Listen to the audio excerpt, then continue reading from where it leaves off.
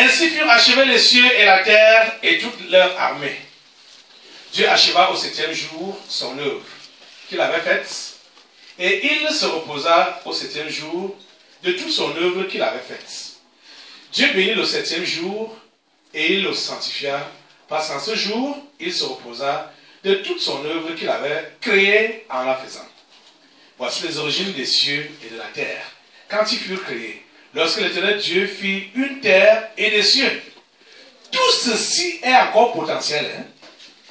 On précise donc au verset 5, aucun arbuste des champs n'était encore sur la terre. Or, ça a été créé depuis le 3e jour. Et aucune herbe des champs ne germait encore. Tout ceci a été créé depuis le 3e jour. Pour quelle raison ceci n'existait pas? Car l'Éternel Dieu n'avait pas fait pleuvoir sur la terre. Voilà la raison. Voilà la raison. Plusieurs parmi vous, quand vous chantez les titres reines, vous ne comprenez pas ce que vous dites. En demandant la pluie de Dieu, c'est pour que ces réalisations potentielles deviennent matérielles. Vous comprenez ça? La raison était quoi? La pluie n'était pas encore tombée. Oh mon Dieu, ta pluie tombe sur cette nation. Amen. Ta pluie tombe sur ce continent. Amen.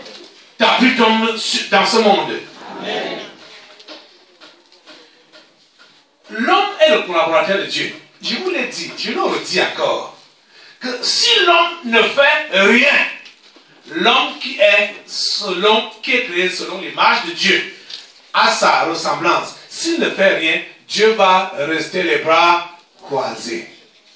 Il ne fera rien. Parce que rien ne le dérange là-bas au ciel. Il est en paix dans son ciel, non?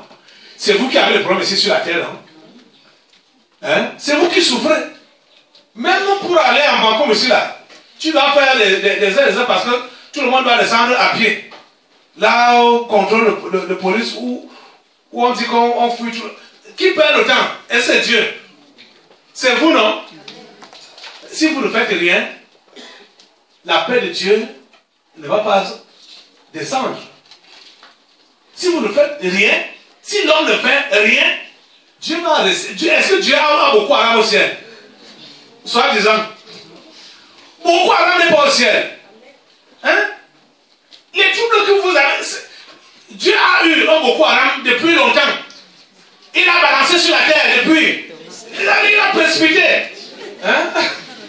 Il n'a même pas tardé avec ça. Vous comprenez, non? Il est calme dans son ciel. C'est vous qui bagarrez ici avec les Boko Haram. Hein? Si vous ne collaborez pas donc avec le grand Dieu là, pour qu'il précipite aussi votre Boko Haram. Parce qu'en dehors de la terre, il y a encore les abîmes. Donc votre Boko Haram là doit descendre dans les abîmes. Amen. Dieu l'a précipité sur la terre. Et le ciel a dit malheur à la terre et à ses habitants. Or, à l'époque, la terre n'existait même pas encore. Vous comprenez? Donc, ceux qui devaient exister comme terre et ceux qui devaient y habiter comme habitants, ils avaient déjà un malheur qui les attendait. C'est pourquoi quand Adam a été créé et sa femme, ils ont été accueillis par les démons, les esprits qui étaient là. Vous devez comprendre, quand vous naissez, les démons sont là. Vos ancêtres sont là. C'est eux-mêmes qui vous accueillent, vous tombez entre leurs mains. Ils envoient une femme là, une sage femme ou bien que tu crois que c'est la sage femme sans savoir que c'est ton ancêtre qui t'accueille là, qui te prend. Hein? Il va souffler, il te tape comme ça là. Toi tu crois que c'est pour la tape habituelle là, pour que l'enfant pousse le premier cri, sans savoir que c'est le démon qui donne là. Hé, continue. Hein? Tu entends, ce n'est pas le vrai pleur, c'est le voyez là, que je suis arrivé parmi les miens. Voilà l'enfant. Il a accueilli parmi les sorciers. Ils sont prêts à passer par n'importe quoi, par n'importe qui. Vous comprenez ça? Vous avez donc compris la raison? Hein? La création était potentiel, mais pas matériel. Pour quelle raison la pluie n'était pas encore tombée? Donc, beaucoup d'entre vous là, vous avez reçu les promesses, vous avez reçu les délivrances, le pays a reçu les promesses de délivrance, la nation entière, le continent, le monde, mais la pluie de Dieu n'est pas encore tombée. Et vous vous demandez, c'est à l'heure où? C'est à l'heure où? Qu'est-ce qu'ils ont passé là? On va attendre jusqu'à quand? Et remarquez très bien que, peut-être là, on va, je vais juste vous raconter ça, vous allez lire plus tard. Même à ce niveau, quand Dieu a décidé donc de faire pleuvoir, la première pluie, les premières gouttes d'eau qui ont touché le sol n'étaient pas destinées à arroser le monde entier. Les premières gouttes d'eau qui ont touché le sol étaient destinées à créer l'homme. Parce que c'est les premières gouttes d'eau qui ont touché le sol, Dieu a malaxé la boue. Avec ça, pour créer l'homme. Vous comprenez, non? La pluie dont vous entendez parler là, n'est pas tombée dans le monde entier.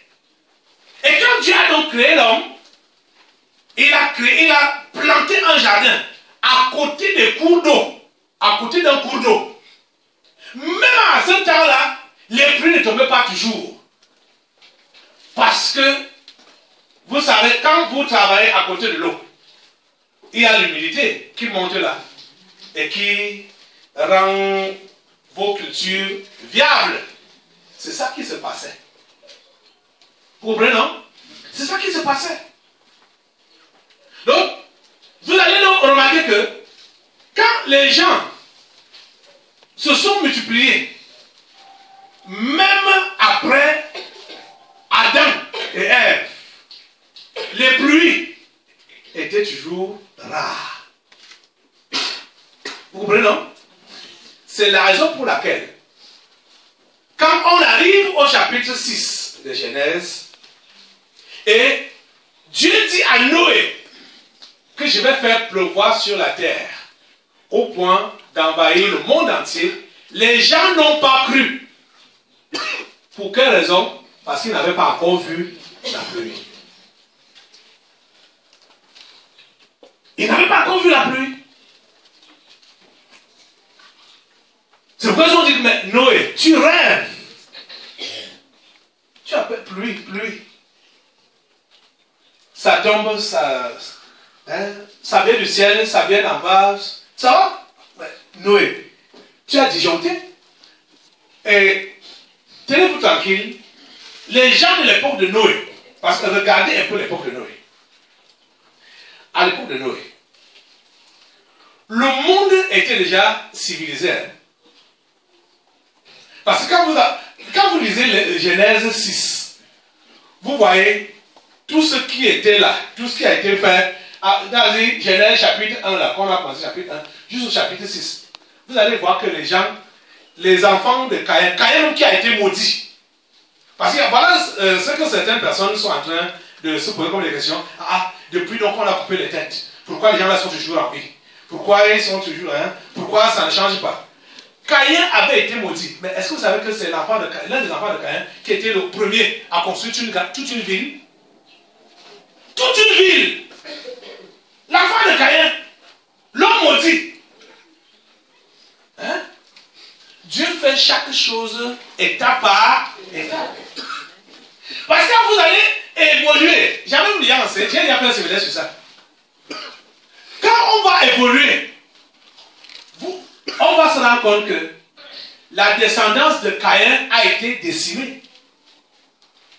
Le méchant ne peut pas subsister dans l'assemblée des justes. Vous comprenez? Dieu fait chaque chose en son temps. Ne pensez pas lui prêter les idées. Hein? Le temps marqué par lui, quand ce n'est pas encore arrivé, tu vas beau crier, tu vas beau parler, lui, il attend son temps. Il attend son moment. Vous comprenez? Autant se conformer à lui, autant l'écouter avec patience, autant lui obéir au lieu de vouloir se révolter. Et la révolte, les questions que tu te poses, c'est le malin qui te les donne. Parce que le diable n'aime pas quand l'homme est en communion avec Dieu. Il n'aime pas ça. Il veut vous voir perdu. Il veut vous voir égaré. Il veut vous voir partager l'enfer avec lui. Vous serez assez fou pour le suivre? Vous serez assez fou pour le suivre? J'espère que votre nom là vient du fond de votre cœur.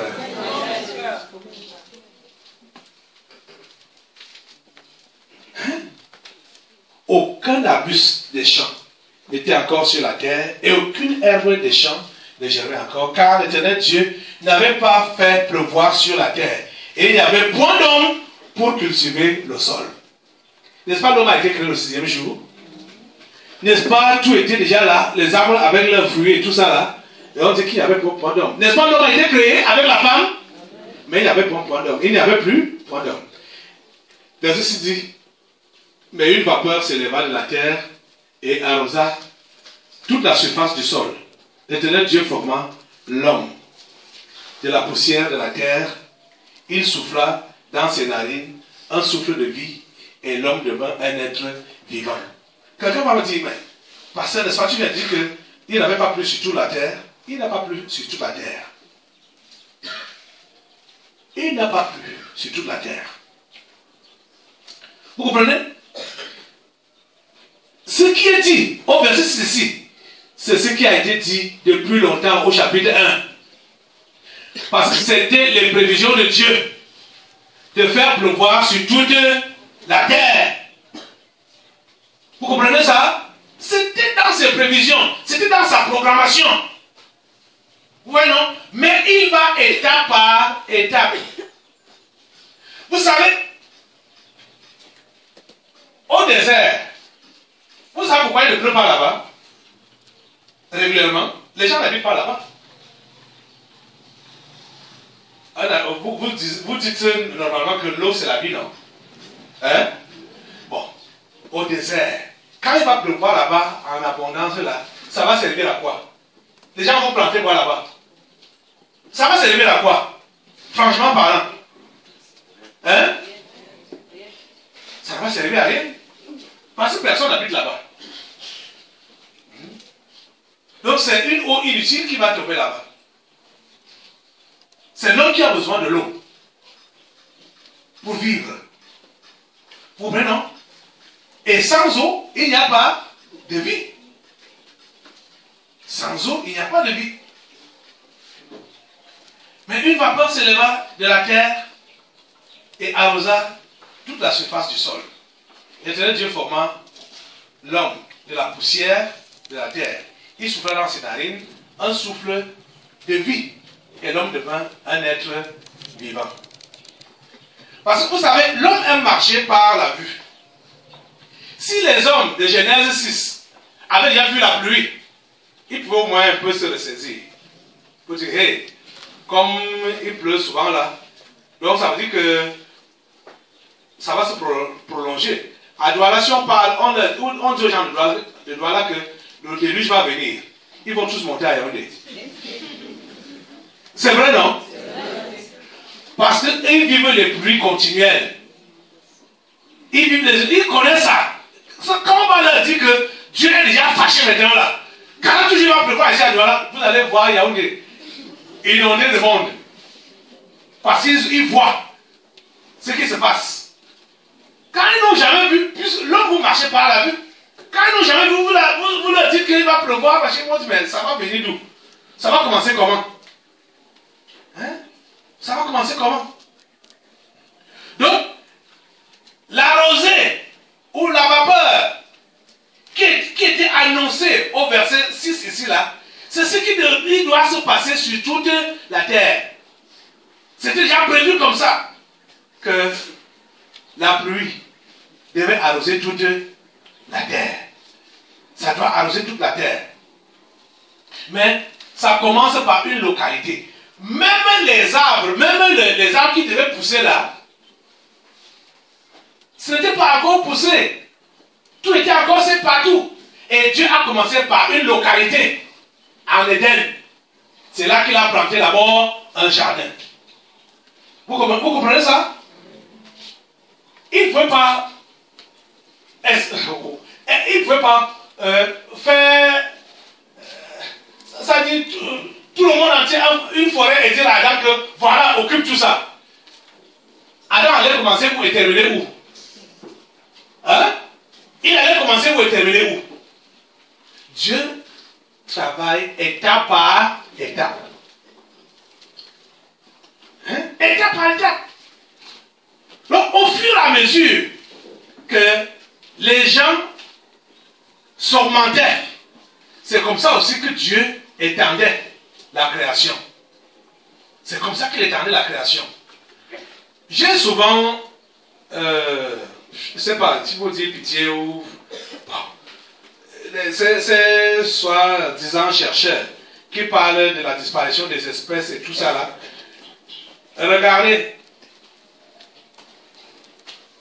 Quand on parle de la création des animaux marins ou des poissons, qu'est-ce qui a créé ça? Qu'est-ce qui a créé ça? Non, il a utilisé quoi? Il a utilisé quoi? Hein? Oui. La parole a dit quoi? Hein? Dieu a utilisé l'eau. Tant qu'il y a l'eau, il y aura du poisson. Vous comprenez, non? C'est l'eau qui crée ça. Vous comprenez, non? C'est l'eau qui crée ça. Si tu as un champ, si tu as un marécage, va creuser. Le marécage, là, il n'y a pas de poisson, ne mets pas de poisson dedans, creuse seulement. Reviens. Tu vas avoir le poisson dedans. Ce que je vous dis là, c'est ce que j'ai expérimenté. Vous comprenez, non? Creuse seulement dans le marécage. Creuse seulement là. Ne mets même pas le poisson dedans. Reviens, tu vas trouver le poisson dedans. J'ai vu ça. Je suis allé commencer un champ à côté du marécage. On n'avait pas d'eau à boire. On a creusé un petit truc, à peine un seau pouvait entrer dedans. Pour souvent prendre de l'eau et boire. On revient le lendemain, on trouve la ciguë dedans. Le poisson dedans. Dans le petit trou là. Il n'y a pas de rivière à côté. C'est le marécage. Vous comprenez, non? Là où il y a l'eau, il y a le poisson. Là où il y a l'eau, il y a le poisson.